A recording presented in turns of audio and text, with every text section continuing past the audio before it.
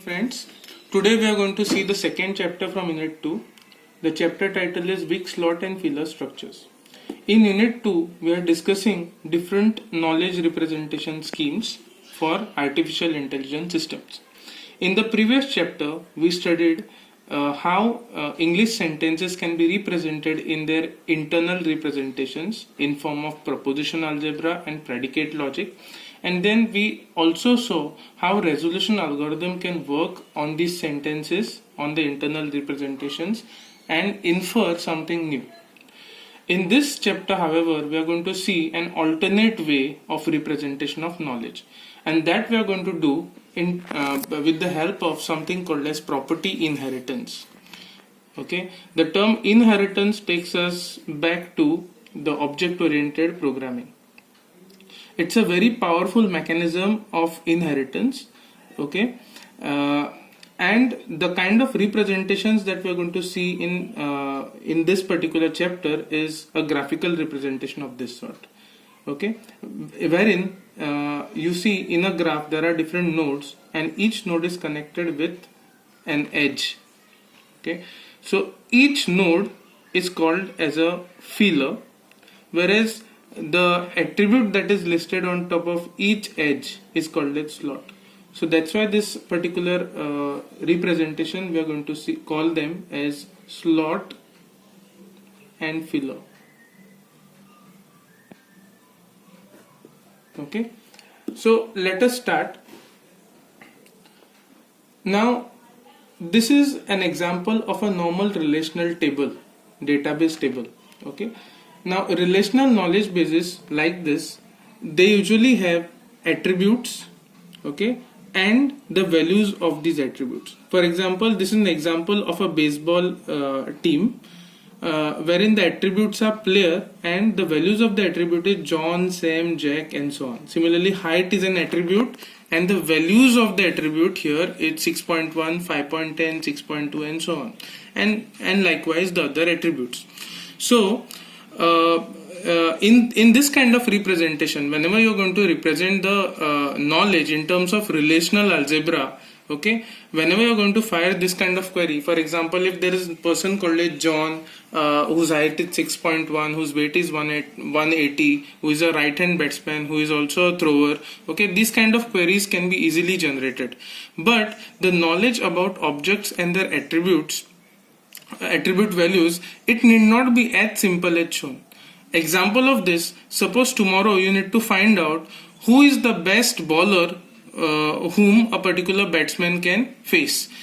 For example, Jack is a batsman, okay, who is the best bowler or who is the weakest bowler whom Jack can face. This kind of information, it is very difficult to represent. Okay, and that's why we are going for the next representation that is called as property inheritance mechanism. Okay,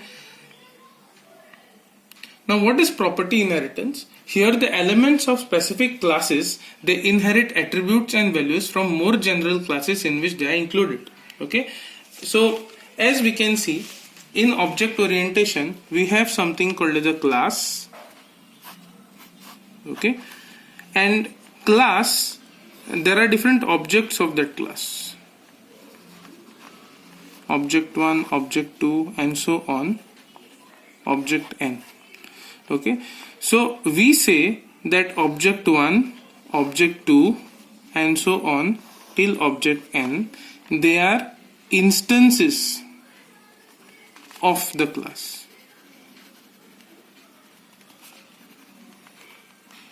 So a relationship that exists between an object and a class, that relationship is called as an instance relationship. So see here, what is instance relationship? It's a relationship that exists between an object and its class. So this relationship, when is present, it tells that since obj is an object of a class, it by default inherits all the attributes of this particular class. There is another relationship that is called as is a relationship that exists between a subclass and its superclass. Okay, so this is a relationship when that is present between the two classes. It just tells that subclass inherits all the properties of its superclass. Okay, and these relationships we have got from the object oriented programming. So when object orientation, that is inheritance, is used, okay, something which is obvious, it need not be told to the system, it can be easily found out. Okay, coming back. Okay, this structure that we have generated, this is called as a slot and filler structure. Okay, here in this case the lines are called as, they represent attributes. For example, heads part, is a, instance, uniform color, team, these are the attributes. Whereas the box nodes, they represent either the objects or the values of an object, or even a class name. Okay, now let us consider this example. Owen is an instance of person. Now this instance relation tells that Owen is an object of class called as person. Further, class person is it has an attribute called as heads part, and this heads part attribute has a value called as nose.